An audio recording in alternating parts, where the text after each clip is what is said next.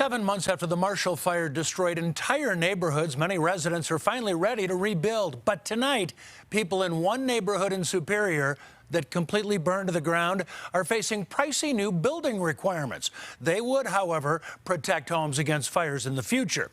The Sagamore neighborhood sits right off Highway 36. It's behind the big Costco store. Homeowners want to rebuild, but new codes passed just 15 minutes ago would drive up the cost. Late breaking story tonight. Alan Janae in Superior with more on the vote. Alan, it sounds like at this point, those who were there want to rebuild. Now they can opt out of the new codes. Well, you know, the town trustees here were sort of caught in the middle between their desire to make things safer in this neighborhood and the difficulties in doing that. In the Sagamore neighborhood, that fire moved from house to house to house. Every single one of them was lost in the Marshall Fire. But when they looked at making requirements of things being more fire resistant, for example, requiring windows have metal frames, that comes up against something like energy efficiency standards because metal windows aren't all that efficient. And if they wanted to require tempered glass on basement windows, there really aren't a lot of suppliers around. And so they softened their stance.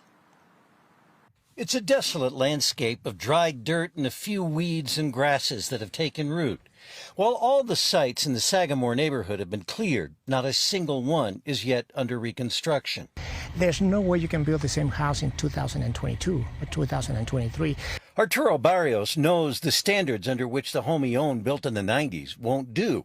With small plots, they were close together. Basically, every single house, you really put your hand out, you were able to touch the other house. And that was part of the problem. The Marshall Fire jumped easily from house to house. At a town board of trustees meeting, some residents like Dan Cole liked the idea of more fire-resistant codes.